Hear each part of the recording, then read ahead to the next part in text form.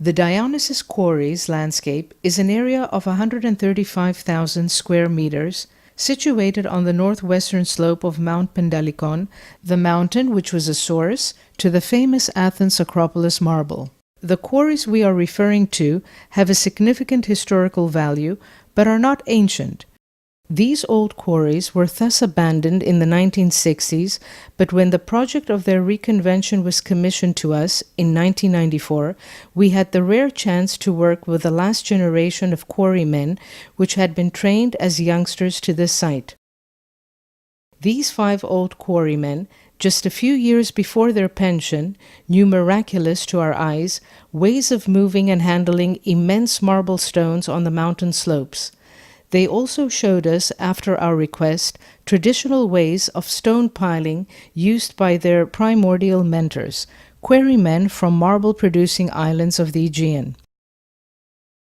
These techniques were, along with the rhymes of the awe-inspiring quarrying landscape, the keystones of our understanding of this exceptional site. What we understood as the essential property of this landscape was the tight entanglement of natural and man-made processes. The traditional quarrying methods used at these quarries left as a trace, on one hand, beautiful, even marble faces, as the natural fissures of the mountain marble were sprung to extract whole blocks. This process brought about the creation of a man-conducted procedure, which respected and activated a pre-existing natural structure, the mountain marble fissures. At the end of our collaboration, the quarrymen were very pleased and proud to have turned the mountain which they had destroyed some years ago into a new mountain landscape. They referred to us as mountain sculptors.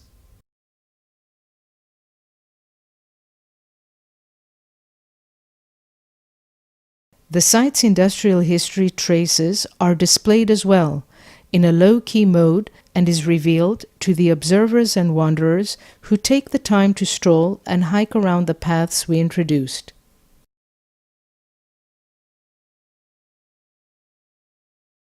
We conducted the revealing of another part of the quarry in proximity to the huge conic pile of gravel, which was buried under debris.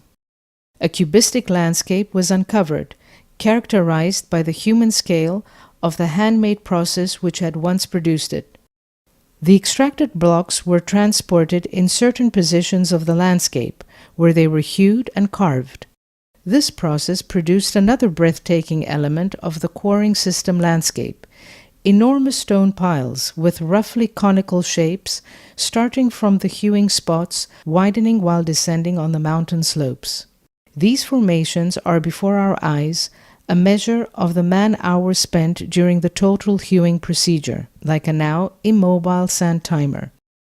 Last but not least, traces of few simple dry wall structures which were used once as shelters for the quarrymen, perhaps seasonally, as their team houses were dispersed on the slopes, partly in ruins.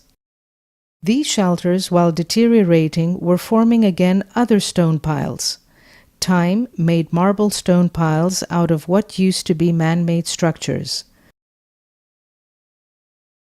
The team, consisting of the 5 quarrymen and ourselves, worked solely in situ, using dry wall techniques and solving all structural and construction solutions needed in order to reveal the coexistence in harmony between all man-made and natural processes of this quarrying site's formation.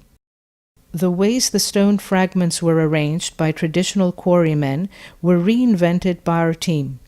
The aim was to arrange the leftovers of the site at a partially destructed area of old quarries, which was abruptly cut by the new road introduced during the most recent period of its operation. We introduced a thick sculptural skin, a stable structure made of marble stone arrangements, which covers the destructed part of the quarry.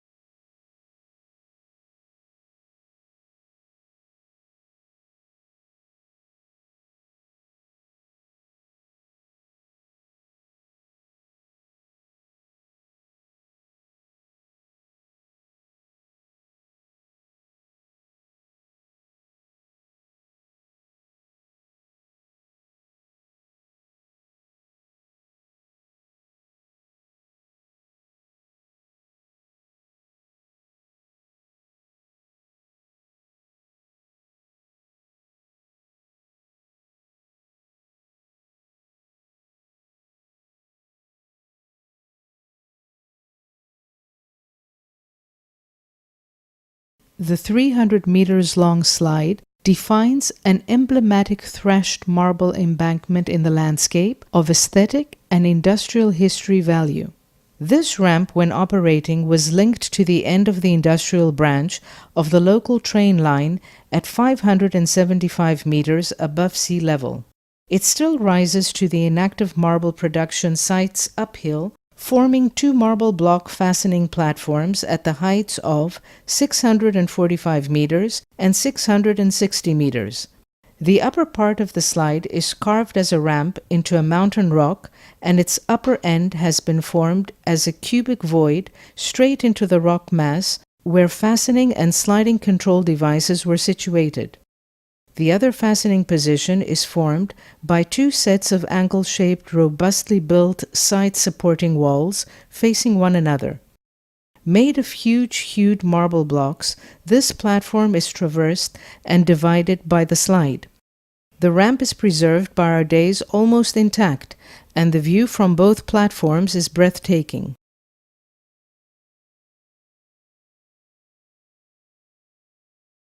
Time made marble stone piles out of what used to be man-made structures.